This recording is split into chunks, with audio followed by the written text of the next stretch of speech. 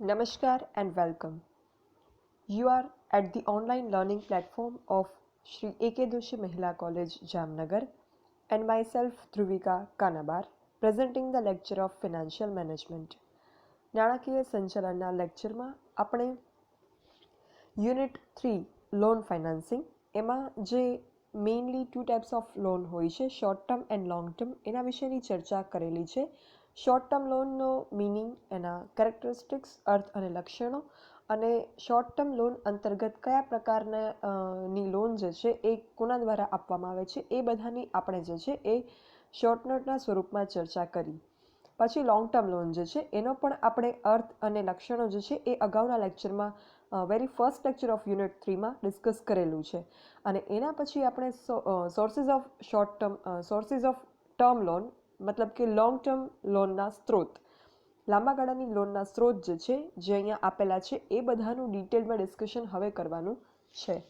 તો એ જે છે એ ડિસ્કશન કરતાં પહેલાં એક કોન્સેપ્ટની ચર્ચા કરવી છે.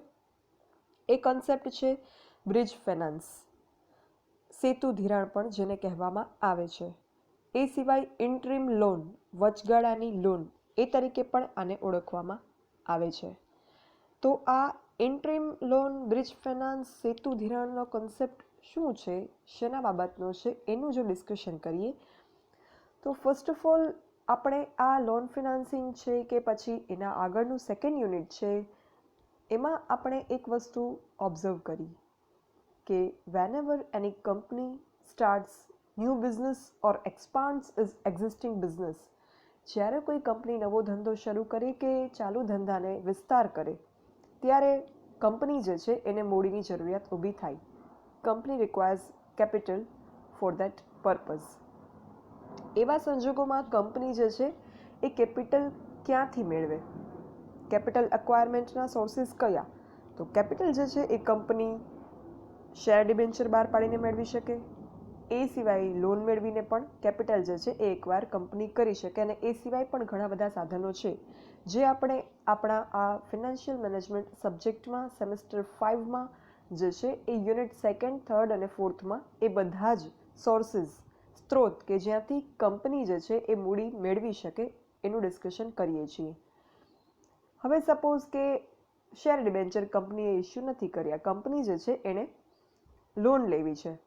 દરેક પ્રકારના જે સોર્સિસ ઓફ ફિનાન્સ છે, શેર ડિબેન્ચર હોય, લોન ફિનાન્સિંગ હોય કે અન્ય કોઈ, જેનું આપણે હજી નેક્સ્ટ યુનિટમાં ડિસ્કશન કરવાના છીએ, 4th યુનિટમાં. કોઈ પણ સોર્સિસ હોય એના પોતાના ફાયદા અને મર્યાદા છે.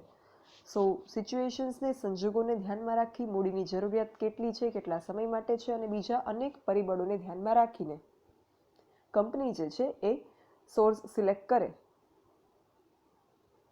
By considering the current situation, current economy, requirement of capital amount and period of capital requirement, considering all these points, company decides from which source company is going to acquire the finance or capital or fund.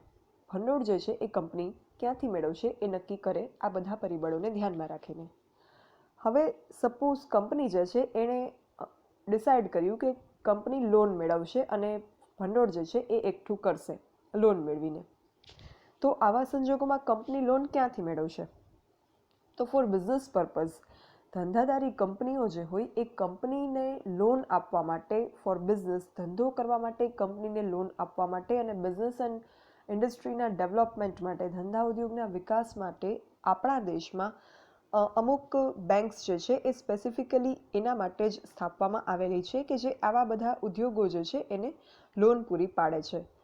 એ બધા સંસ્થાઓ જે છે એ એક પ્રકારની bank છે, પણ એ industrial bank છે. એ ઉદ્યોગોને લોન પૂરી પાડવાનું કામ કરે છે. એ ઇન્ડિવિજ્યુઅલ, આપણા જેવા, હું છું કે તમે છે, એ લોકો જે ઇન્ડિવિજ્યુઅલ્સ હોય એને બેન્કિંગ સર્વિસીસ પૂરી નથી પાડતા, બટ જે ધંધાદારીઓ હોય, ઓન્ટરપ્રિન્યોર્સ હોય, એટલે કે ઉદ્યોગ સાહસિકો, એમને લોન જે છે એ આપતા હોય છે એમનો બિઝનેસ ચલાવવા માટે. બિકોઝ ધંધો જો દેશમાં નવા નવા ધંધાઓ સ્થપાતા રહે તો દેશમાં ઉત્પાદન વધશે, એટલે કે કુલ રાષ્ટ્રીય પેદાશ વધશે, જીડીપી વધશે. કુલ રાષ્ટ્રીય પેદાશ એટલે દેશમાં થતા કુલ ઉત્પાદનનું નાણાકીય મૂલ્ય. Monetary value of total production of the country એટલે જીડીપી, ગ્રોસ ડોમેસ્ટિક પ્રોડક્ટ. અને જીડીપી વધશે એટલે નેશનલ ઇન્કમ વધશે, રાષ્ટ્રીય આવક પણ વધશે, અને રાષ્ટ્રીય આવક વધવાથી જે છે એ માથાદીઠ આવક પણ વધશે. માથાદીઠ આવક વધશે એટલે લોકો જે છે એ એમની આવક અને ખર્ચાઓ બંને વધશે, એટલે એક ક્લાસ ઓફ પીપલના ખર્ચ વધવાથી બીજા ક્લાસ ઓફ પીપલની ઇન્કમ વધશે. જેમ કે તમે જે છે તમારી આવક વધે તો તમે શું કરો? તમે વ્હીકલ્સ લ્યો, તમે બીજા કોઈ ટેકનોલોજીના સાધનો વસાવો, તો આ ખર્ચ તમે કરશો બિકોઝ તમારી ઇન્કમ વધી. તો જેમની પાસેથી તમે આ બધું લો છો, ખરીદો છો, તમારી ઇન્કમ વધી એટલે એમની પોતાની ઇન્કમ વધશે તમે ખરીદશો એટલે. એ રીતે માથાદીઠ આવક વધવાથી જે છે એ દેશના બધા જ લોકોની આવક વધવા લાગે, ખર્ચ અને આવક વધે એટલે. અને એનાથી જે છે દેશમાં ગરીબી, બેરોજગારી જેવા પ્રશ્નો જે છે એ હલ થઈ જાય. સો ઇટ ઇઝ ગુડ કે દેશમાં જે છે એ નવા નવા બિઝનેસ, ઉદ્યોગ ધંધાઓ સ્થપાતા રહે. એટલે દેશના બિઝનેસને, ઓન્ટરપ્રિન્યોર્સને, ઇમર્જિંગ ઓન્ટરપ્રિન્યોર્સને કે બિઝનેસમેનને જે છે એ ઉદ્યોગ ધંધાની સ્થાપના માટે કેપિટલ પ્રોવાઈડ કરવા માટે અમુક વિશિષ્ટ પ્રકારની નાણાં સંસ્થાઓ કે બેંક, ફિનાન્શિયલ ઇન્સ્ટિટ્યુશન જે છે એ સ્થપાયેલા છે, which is specially working to finance the business or newly established business or existing business. આવી સંસ્થા જે છે એ આ બધા બિઝનેસ જે છે એને ભંડોળ પૂરું પાડવાનું કાર્ય કરે છે. કમર્શિયલ બેંક અલગ. કમર્શિયલ બેંક એટલે કે વ્યાપારી બેંકો.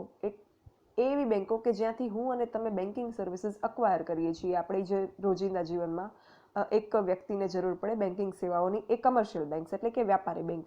આ છે વિશિષ્ટ નાણાં સંસ્થા કે બેંક કે ઔદ્યોગિક વિકાસ માટેની બેંક, કે જે સ્પેશિયલી જે છે એ ઉદ્યોગોના વિકાસ માટે ધંધાદારીઓને લોન દ્વારા ફંડ પૂરું પાડે છે, ફિનાન્સ કરે છે. આ બેંકમાં ઘણી બધી બેંક સમાવિષ્ટ થાય. આઈએફસી છે એટલે કે ઔદ્યોગિક નાણાં કોર્પોરેશન, ઇન્ડસ્ટ્રીયલ ફિનાન્સ કોર્પોરેશન, પછી સ્ટેટ ફિનાન્શિયલ કોર્પોરેશન હોય, આઈસીઆઈસીઆઈ છે, industrial credit and investment corporation of India, IDBI છે, industrial development bank of India. એ સિવાય જે છે એ સ્ટેટ ઇન્ડસ્ટ્રીયલ ડેવલપમેન્ટ કોર્પોરેશન છે, યુટીઆઈ છે, આઈઆઈબીઆઈ છે, સિડબી છે જે નાના ઉદ્યોગોની વિકાસ બેંક છે, small industrial development bank of India, Exim bank છે which is specifically financing for export oriented business, અને આઈડીએફસી આંતરમાળખાકીય વિકાસ નાણાં company, infrastructural development finance corporation. આ પ્રકારની જે વિશિષ્ટ નાણાં સંસ્થાઓ કે ફિનાન્શિયલ ઇન્સ્ટિટ્યુશન કે બેંક્સ છે, ઇન્ડસ્ટ્રીયલ ડેવલપમેન્ટ બેંક્સ, આ બધી આપણા દેશમાં, ઇન્ડિયામાં છે. એમનું કામ સ્પેસિફિકલી જે છે એ ઉદ્યોગ ધંધાઓને નાણાં પૂરા પાડવાનું છે. એટલે જ્યારે કોઈ કંપનીને for the establishment of new company or for the expansion of existing company, નવી કંપની શરૂ કરવા કે ચાલુ કંપનીનું વિસ્તરણ કરવા માટે જ્યારે નાણાંની, ફિનાન્સની, ભંડોળની જરૂર પડે, એટ ધેટ ટાઈમ કંપની જે છે એ આવી ડેવલપમેન્ટ બેંક્સ છે, ફિનાન્શિયલ ડેવલપમેન્ટ બેંક્સ છે, ઇન્ડસ્ટ્રીયલ ફિનાન્શિયલ ડેવલપમેન્ટ બેંક્સ, એની પાસેથી જે છે એ લોન મેળવશે. એ લોન જે છે એનાથી પછી કંપની સ્થાપી શકાશે અથવા તો ચાલુ કંપનીનો વિસ્તાર કરી શકાશે. અને કંપનીનો વિસ્તાર થાય કે નવી કંપનીઓ સ્થપાય, એનાથી દેશને શું ફાયદો થાય એ મેં તમને જણાવ્યું. હવે જ્યારે પણ કંપની જે છે એ પોતાના કોઈ લાંબા ગાળાના પ્રોજેક્ટ કે આયોજનોને ધ્યાનમાં રાખી અને આવી નાણાં સંસ્થા પાસે લોન મેળવવા માટે એપ્લિકેશન કરે, ઇન ધેટ કેસ એવું ના હોય કે લોન મેળવવા માટે એપ્લાય કરે અને ઓન ધ સ્પોટ કે within very less time company જે છે એને નાણાં મળી જાય લોનના. લોન માટે કંપની એપ્લાય કરે આવી ફિનાન્શિયલ ઇન્સ્ટિટ્યૂટમાં કે ઇન્ડસ્ટ્રીયલ બેંક્સમાં. પછી એ એપ્લિકેશન જે છે એ સ્ક્રુટિનાઇઝ થાય, એમાં જે કોઈ ડોક્યુમેન્ટ્સ હોય, જે કંઈ બધું ઇન્ફોર્મ કરેલું હોય કંપની વિશે, એ બધું ચેક થાય. કંપનીએ પોતાના અકાઉન્ટ્સ બતાવેલા હોય એનું પણ ચેક થાય, ઓડિટિંગ જો બાકી હોય તો થાય. પછી જે પ્રોજેક્ટ માટે બેંક પાસેથી લોન કંપની જે છે એ એપ્લાય કરે છે, એ પ્રોજેક્ટની પ્રોપ્રાઇટી એટલે કે યોગ્યતા પણ ચકાસવામાં આવે. પછી જે જામીનગીરી કંપની દ્વારા પાસે એનું પણ જે છે તપાસ કરવામાં આવે. એમ ઘણી બધી જે છે એ તપાસની પ્રોસિજર કરવાની રહે. એટલે in that case financial institute કે ઇન્ડસ્ટ્રીયલ બેંક જે છે એ કંપનીને તાત્કાલિક નાણાં આપતી નથી. જ્યારે લોન એપ્લાય કરે કંપની ત્યારે એ આ બધું જે તપાસ કરવાની હોય, એ બધી પ્રોસિજર, જે લીગલ પ્રોસિજર કરવાની હોય, એડમિનિસ્ટ્રેટિવ પ્રોસેસ કરવાની હોય, વહીવટી અને કાયદાકીય પ્રક્રિયાઓ, એ કર્યા પછી જે છે એ કંપનીને લોન આપવામાં આવે અને પછી કંપની ભંડોળ મેળવે અને પોતાનું જે કોઈ કેપિટલ રિક્વાયરમેન્ટ છે એ પૂરી થાય અને આગળ કામ ચલાવી શકે. હવે આવા સંજોગોમાં સમસ્યા એક ઊભી થાય. જ્યારે કોઈ કંપની ન્યૂ એસ્ટાબ્લિશ કરવી હોય કે ચાલુ કંપનીનું વિસ્તરણ કરવું હોય ત્યારે આ લોન એપ્લાય કર્યા પછી લોન મળવામાં જેટલો ટાઈમ લાગે એ જે એટલો ગેપ છે જે એડમિનિસ્ટ્રેટિવ અને લીગલ પ્રોસેસ માટે કાયદાકીય અને વહીવટી પ્રક્રિયાઓ જે બેંક દ્વારા થાય અને કંપનીને પછી નાણાં મળે તો એ કંપની એપ્લાય કરે છે લોન માટે અને એને કંપનીને નાણાં મળે છે એ બંને વચ્ચેનો જે ટાઈમ ગેપ છે જે એ બે વચ્ચેનો સમયગાળો છે between the application of loan and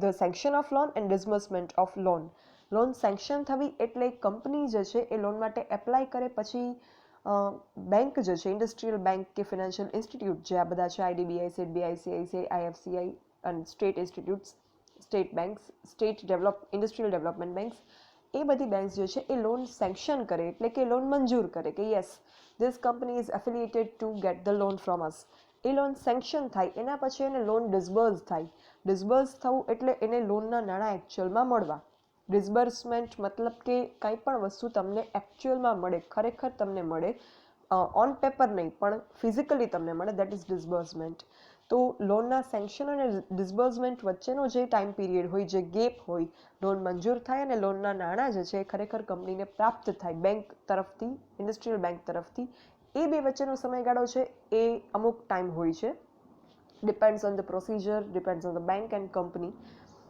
problem એ થાય કે હવે આ જે વચ્ચેનો સમયગાળો છે એમાં શું થાય કંપની જે છે એને તો બિઝનેસ એક્સપાન્શન કે બિઝનેસ સ્ટાર્ટ કરવા માટેનું કામ જલ્દીથી શરૂ કરવું છે જેટલો પણ સમયગાળો આમાં વધારે લાગશે એટલો ટાઈમ કંપનીનો જે છે એ વ્યર્થ જશે એટલો ટાઈમ એનો વેસ્ટ જશે કંપનીનો કંપનીએ જે કંઈ બીજા સોર્સિસ ઊભા કરેલા હશે કંપનીની અસેટ્સ હોય તમે અકાઉન્ટ્સમાં લખો છો પાકા સરવૈયામાં અસેટ્સ બાજુ આપણે શું લખીએ plant and machinery land and building બીજી બધી અસેટ્સ લખીએ આ સિવાય કંપનીની અસેટ્સમાં કર્મચારીઓ પણ આવે કંપનીની અસેટ્સમાં જે છે એ બાકીની મિલકતો પણ આવે કરંટ અસેટ્સ પણ આવે સ્ટોક પણ આવે તો આ જેટલી પણ કંપનીની મિલકતો હશે જ્યાં સુધી કંપનીને જે છે એમાંથી અમુક મિલકત બને કે કદાચ લોન મળ્યા પછી પણ ખરીદવાની હોય બટ એવું નથી કે આખું કંપનીનું એસ્ટાબ્લિશમેન્ટ લોન મળ્યા પછી જ થાય કંપની જે છે એનું અમુક તૈયારી થઈ પણ ગઈ હોય અમુક રિસોર્સિસ એક્વાયર થઈ પણ ગયા હોય અને પછી લોન માટે એપ્લાય કર્યું હોય બાકીના રિસોર્સિસ માટે તો આવા સંજોગોમાં જે આ વચ્ચેનો ટાઈમ પિરિયડ છે લોન મંજૂર થવાનો અને લોનના નાણાં એકચ્યુઅલમાં મળવાનો સેન્ક્શન અને ડિસ્બર્સમેન્ટ ઓફ લોનનો જે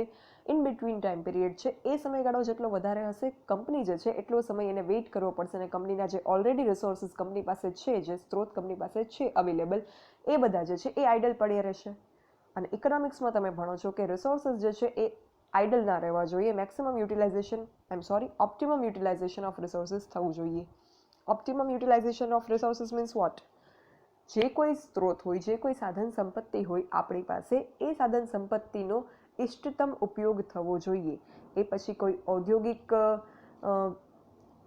એકમ હોય કોઈ બિઝનેસમેન હોય કોઈ ઇન્ડિવિજ્યુઅલ પર્સન હોય કે કોઈ પણ તમે છો તો તમારી પાસે જે કોઈ સોર્સિસ છે મેન્ટલ એબિલિટી તમારો સોર્સ કહેવાય અને તમારી પાસે જે કોઈ બાકી અસેટ્સ હોય એ પણ તમારો સોર્સ કહેવાય તો જે કોઈ સોર્સિસ ઉદ્યોગકાર પાસે કે કોઈ પણ વ્યક્તિ પાસે જે સોર્સ હોય એનો ઇષ્ટતમ ઓપ્ટિમમ યુઝ થવો જોઈએ અહીંયા હું મહત્તમ નથી કહેતી ન્યૂનતમ નથી કહેતી નાઇધર મેક્સિમમ નોર મિનિમમ પણ ઇષ્ટતમ ઓપ્ટિમમ મતલબ કે સોર્સિસ જે છે એ વપરાયા વિના પણ ન પડ્યા રહે કે જેનો આપણને લાભ ન મળે અને એટલા પણ ન વપરાઈ જાય કે જેથી આગળ ઉપર એ ઉપયોગ લાયક રહે નહીં મતલબ કે ઇષ્ટતમ વચગાળાનું મિનિમમ પણ નહીં મેક્સિમમ પણ નહીં એ વસ્તુ આપણે ઇકોનોમિક્સમાં જે છે ઇકોનોમિક્સનો એક પ્રિન્સિપલ છે એ બિઝનેસ અને ઇન્ડસ્ટ્રી માટેનો તો આવા સંજોગમાં જે ઇન બિટવીન ટાઈમ પિરિયડ છે જે કંપનીએ એટલા સમય વેઇટ કરવો પડે લોનના નાણાં મળવા માટે એટલા સમય કંપનીના આ બધા જે સોર્સિસ છે એ આઇડલ પડ્યા રહે which is not good for the company for the economy for the shareholders of the company as well આવા સંજોગોમાં હવે કરવું શું બીજી વસ્તુ કે ઘણી વખત તમે એફએમાં ભણ્યા હશો ફર્સ્ટ યર બીકોમમાં તમારે ફંડામેન્ટલ્સ ઓફ ઓન્ટરપ્રિન્યોરશિપ સબ્જેક્ટ આવતો એમાં કે જ્યારે કોઈ પણ નવો બિઝનેસ કે એક્સપાન્શન ઓફ બિઝનેસ થતું હોય ત્યારે જે ઉદ્યોગકાર છે ઓન્ટરપ્રિન્યોર છે ઉદ્યોગ સાહસિક છે એ કઈ રીતે શરૂ કરે રેન્ડમલી એમ જ કોઈ બિઝનેસ કોઈ સ્ટાર્ટ ના કરી દે બિકોઝ એવી રીતે કોઈ બિઝનેસ સ્ટાર્ટ કરેલો જે છે એ માર્કેટમાં ટકી શકે નહીં because it is an time of cut throat competition ગળાકાપ હરીફાઈના આ યુગમાં જે છે એ એમ જ કોઈ બિઝનેસ તમને વિચાર આવે કે યસ ચલો આ બિઝનેસ કરીએ લેટ સ્ટાર્ટ એવી રીતે બિઝનેસ સ્થપાતા નથી બિઝનેસ એસ્ટાબ્લિશ કરવા માટે અને બિઝનેસની ગ્રોથ કરવા માટે, વિકાસ અને વૃદ્ધિ બિઝનેસની કરવા માટે જે છે એ પ્રોપર રિસર્ચ કરવું પડે. એક બહુ જ ઊંડાણપૂર્વકનું સંશોધન કરવું પડે કે કયા પ્રકારનો બિઝનેસ અત્યારે માર્કેટમાં ચાલે એમ છે, કયા પ્રકારના પ્રોડક્ટ અને સર્વિસીસ કસ્ટમર એક્સેપ્ટ કરશે, અને બિઝનેસ જે છે એનો વિકાસ થવાનો કે વૃદ્ધિ થવાનો, ગ્રોથ કે ડેવલપમેન્ટ થવાનું કેટલો સ્કોપ, કયા પ્રકારના બિઝનેસનું માર્કેટમાં છે, ભવિષ્ય કેટલું છે બિઝનેસનું, કેટલા સમય ટકી શકશે આ પ્રકારનો બિઝનેસ, એ બધું જ એનાલાઇઝ કરી, વિશ્લેષણ કરી, સંશોધન કરી, રિસર્ચ કરી અને કોઈ પણ બિઝનેસ જે છે એ એન્ટરપ્રેન્યોર એસ્ટાબ્લિશ કરતા હોય ત્યારે જ એ બિઝનેસ જે છે એનો પ્રોજેક્ટ એવો તૈયાર થાય કે કોઈ પણ કંપની કે શેર હોલ્ડર્સ એને ફિનાન્સ કરશે અને એ બિઝનેસ જે છે એ ભવિષ્યમાં આગળ ઉપર ચાલી શકશે. પરપેચ્યુઅલ સક્સેશન જે આપણે કહીએ છીએ, કંપની સ્થાપતી વખતે કાયમી અસ્તિત્વ, એ તો જ થઈ શકે જો એનું પ્રોપર જે છે એ રિસર્ચ પહેલાંથી કરેલું હોય એના વિશે. તો ઘણી વખત એવું થાય કે આ જે વચ્ચેનો સમયગાળો છે, જે લોન સેન્કશન અને ડિસ્બર્સમેન્ટ વચ્ચેનો, નાણાં લોનની મંજૂરી અને એકચ્યુઅલમાં નાણાં પ્રાપ્તિ, આ વચ્ચેના ટાઈમમાં એક તો રિસોર્સિસનો ઉપયોગ નહીં થાય, આઇડલ રહેશે, સ્ત્રોત જે બધા છે ઉદ્યોગ સાહસિક પાસે એ વપરાયા વિના પડ્યા રહેશે એટલે એ ખર્ચ ચડશે. બીજું થશે કે જે સંશોધન કરેલું હશે કોઈ બિઝનેસને એસ્ટાબ્લિશ કે એક્સપાન્શન કરવા માટે, સ્થાપવા કે વિસ્તારવા માટે, એ જે સંશોધન હશે એ એટલા ટાઈમ પીરિયડ માટેનું કરેલું હશે કે જો આટલા સમયમાં આ બિઝનેસ સ્થાપવામાં આવશે તો ઇટ કેન ડેવલપ વેલ. તો જો એમાં ટાઈમ લાગી જાય, સમય લાગી જાય, તો એવા સંજોગોમાં પછી એ રિસર્ચ જે છે એ ત્યારે ફ્યુચરમાં એપ્લિકેબલ ન પણ થાય. અને દરેક વસ્તુનો એક ટાઈમ હોય. અમુક સમયે એક વસ્તુ જે છે એમાં સ્કોપ બહુ સારો હતો, ઇટ ડઝ નોટ મીન કે અત્યારે પણ એમાં સ્કોપ બહુ સારો છે. ફોર એક્ઝામ્પલ, એક વેરી સિમ્પલ એક્ઝામ્પલ તમને આપું કે એક સમયમાં જે છે એ ટાઈપરાઇટરનો જમાનો હતો. તમે તમારા પેરેન્ટ્સને કે પૂછો તો એમને ખ્યાલ હોય કે ટાઈપિંગ જે છે એ બહુ જ એનો એક ટ્રેન્ડ હતો અને ટાઈપરાઇટર ઉપર ટાઈપ થતું. બધા ટાઈપ શીખતા પણ ખરા, કરાવતા પણ ખરા કોઈ પણ ડોક્યુમેન્ટ્સ ટાઈપ કરવા માટે. તો એનો એક બહુ એક જે છે એ જમાનો હતો. બટ અત્યારે ટાઈપરાઇટર્સ જે છે એ ઓલમોસ્ટ નામશેષ થઈ ગયા છે. તમને ટાઈપરાઇટર જોવા પણ બહુ રેરલી મળે. અત્યારે બધું જ કમ્પ્યુટર ઉપર ટાઈપ થાય છે અને એડિટિંગ અને ગ્રાફિક્સ ને બધું વર્ક થાય છે. તો દરેક વસ્તુનો એક ટાઈમ હોય. એટલે એન્ટરપ્રિન્યોરે પણ બિઝનેસ એસ્ટાબ્લિશ કરવા માટે અને એક્સપાન્ડ કરવા માટે, ધંધો નવો શરૂ કરવા અથવા તો ચાલુ ધંધાને વિસ્તારવા માટે જે રિસર્ચ કરેલું હશે કે યસ આ પ્રકારનો બિઝનેસ અત્યારે ચાલશે અને ડેવલપ પણ થશે આગળ જતા અને ભવિષ્યમાં પણ સારી રીતે ચાલશે. તો એ સંશોધન કરેલું હશે, પણ જો એ લોન જે એપ્લાય કરી હશે આ ફાઇનાન્શિયલ ઇન્સ્ટિટ્યુશન કે બેંક્સ પાસે, ઔદ્યોગિક બેંક પાસે કે નાણાકીય સંસ્થાઓ પાસે, વિશેષ નાણાકીય સંસ્થા પાસે, એ લોન મંજૂર થયાથી લઈ અને લોનના નાણાં મળવામાં, પ્રાપ્તિ થવામાં જો વધારે સમય લાગી જશે between the sanction of loan and disbursement of loan, તો એ રિસર્ચ પણ જે છે એ પછી એપ્લિકેબલ ના રહે ફ્યુચરમાં. જો વધારે ટાઈમ પીરિયડ એમાં વેસ્ટ થઈ જાય નાણાં મેળવવામાં લોનના, તો એવું પણ બની શકે. એટલે in that case at any cost entrepreneur or businessman cannot afford to wait for the finance given by financial institution or development banks. આવા સંજોગોમાં જે ઉદ્યોગ સાહસિક છે, જેણે લોન માટે એપ્લાય કરેલું છે, કંપની છે, કંપની પણ એક અલગ અસ્તિત્વ ધરાવે છે, કાયદાકીય અસ્તિત્વ, તમે સીએલમાં ભણેલા છો. તો આ જે સેપરેટ લીગલ એન્ટાઇટી, અલગ કાયદાકીય અસ્તિત્વ છે, એટલે કે કંપનીએ લોન માટે એપ્લાય કરેલું છે. કંપનીએ જે છે લોન માટે એપ્લાય કર્યું હોય તો બીકોઝ ઓફ આવા રીઝન્સ જે મેં તમને કહ્યા કે સ્ત્રોત જે છે એ વપરાયા વિના પડ્યા રહેશે, અને બીજું કે રિસર્ચ કરેલું છે એ પણ આગળ જતાં એપ્લિકેબલ નહીં થાય, કામ નહીં આવે કે લાગુ નહીં પડે ભવિષ્યમાં જો ટાઈમ વધારે બગડશે તો.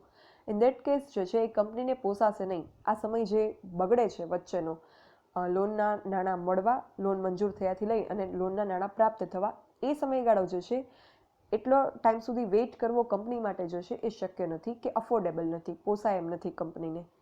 આવા સંજોગોમાં હવે કરવું શું? એક તમને એ મગજમાં આવે કે તો પછી બેંક જે છે, આ બધી આઈડીબીઆઈ, આઈસીઆઈસીઆઈ, બધી વિકાસ બેંકો છે, ડેવલપમેન્ટ બેંક્સ કે ફિનાન્શિયલ ઇન્સ્ટિટ્યૂટ, એને તાત્કાલિક કંપનીને લોન આપવી જોઈએ, આવો તમને વિચાર આવે. બટ એ પણ શક્ય નથી, because certain kind of legal procedure, administrative procedure is must for disbursing loan. Loan આપવા માટે અમુક પ્રોસેસ જે છે એ તો પાસ કરવી જ પડે, એટલે એમાં અમુક ટાઈમ લાગે તો લાગે જ. It can not be avoided. એ પણ જે છે એ નકારી નથી શકાય એમ. હવે આ સંજોગમાં શું કરવું? બીકોઝ બેંક જે છે એ તરત તાત્કાલિક એટલા જલ્દી નાણાં બહુ જ શોર્ટ ટાઈમમાં આપી શકે એમ નથી. એની પણ લિમિટેશન છે અને વ્યાજબી છે, લીગલ છે. કંપની જે છે એને પોસાય એમ નથી જો વધારે ટાઈમ બગડે, તો એના માટે એ જે છે એ નુકસાનકારક છે કે જે પછી અર્થતંત્રને પણ નુકસાન પહોંચાડી શકે. ઇન ધેટ કેસ શું કરવું હવે? તો ઇન ધેટ કેસ એના સોલ્યુશન માટે જે કન્સેપ્ટ આવ્યો એ છે બ્રિજ ફિનાન્સ કે સેતુ ધિરાણ કે ઇન્ટ્રીમ લોન કે વચગાળાની લોન. હવે અહીંયા તમે એક ડાયાગ્રામ જુઓ છો. એક બાજુ લેફ્ટ સાઈડ ફિનાન્શિયલ ઇન્સ્ટિટ્યૂટ છે, એક બાજુ કંપની છે. ફિનાન્શિયલ ઇન્સ્ટિટ્યૂટ શું કરે છે? લોન આપે છે કંપનીને, બરાબર છે. આ એક સિમ્પલ પ્રોસેસ છે. કંપનીને નાણાં મેળવવા હોય, ફિનાન્સ મેળવવું હોય, ભંડોળ મેળવવું હોય ત્યારની.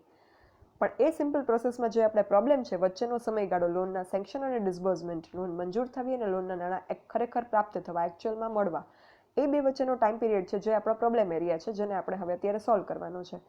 એના માટે આવ્યું બ્રિજ ફિનાન્સ. એટલે વચ્ચે જે તમે એરો જુઓ છો, વચ્ચે જે ટુકડો છે એ છે bridge finance by commercial bank.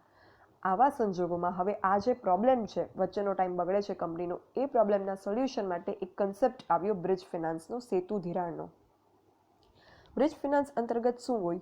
તો જે આ બે સમયગાળા વચ્ચેનો જે ટાઈમ પીરિયડ છે એટલા માટે, વચગાળાના ટાઈમ માટે, શોર્ટ ટાઈમ માટે, ટૂંકા ગાળા માટે વ્યાપારી બેન્કો, કમર્શિયલ બેંક્સ, અહીંયા હું કમર્શિયલ બેંકની વાત કરું છું. અત્યાર સુધી આપણે જે કોઈ બેંકની અહીંયા વાત કરી આ ટોપિકમાં એ હતી વિશેષ નાણાકીય સંસ્થાઓ કે વિકાસ બેન્કો, ઇન્ડસ્ટ્રીયલ ડેવલપમેન્ટ બેંક્સની વાત હતી અત્યાર સુધી જે મેં કરીએ.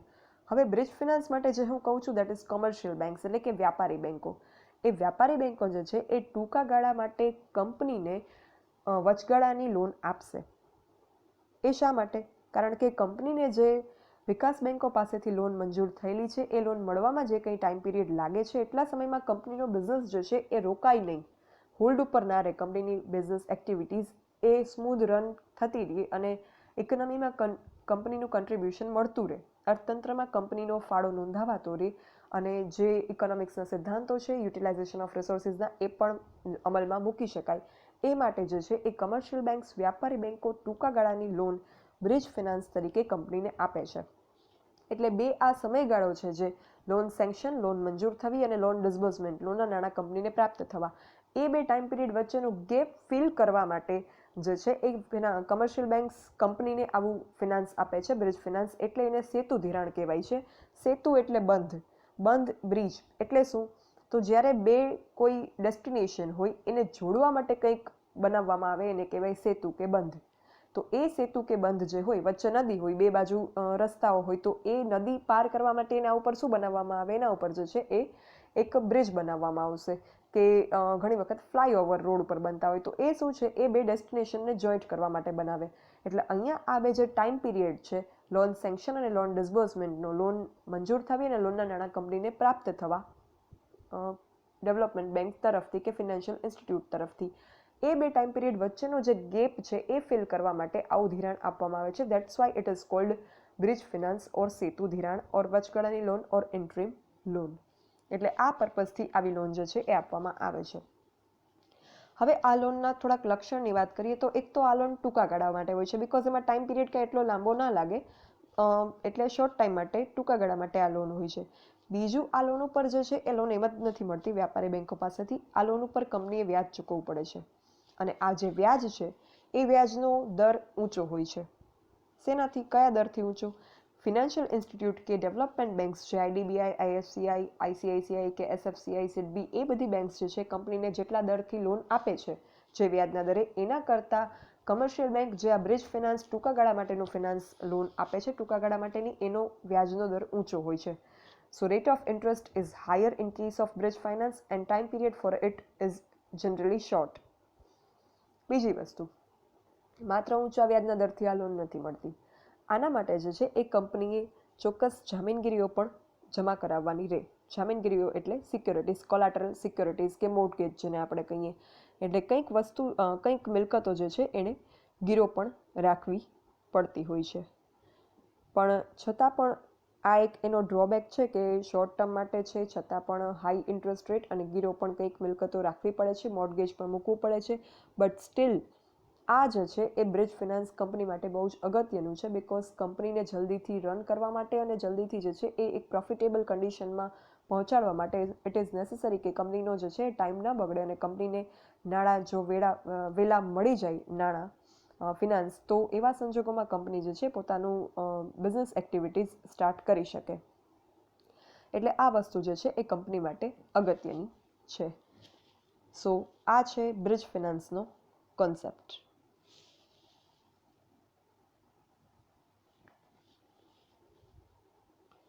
પછી આ રીતે કંપનીને નાણાં મળી ગયા બ્રિજ ફિનાન્સથી, એટલે કંપની પોતાનો બિઝનેસ સ્ટાર્ટ કરી દેશે.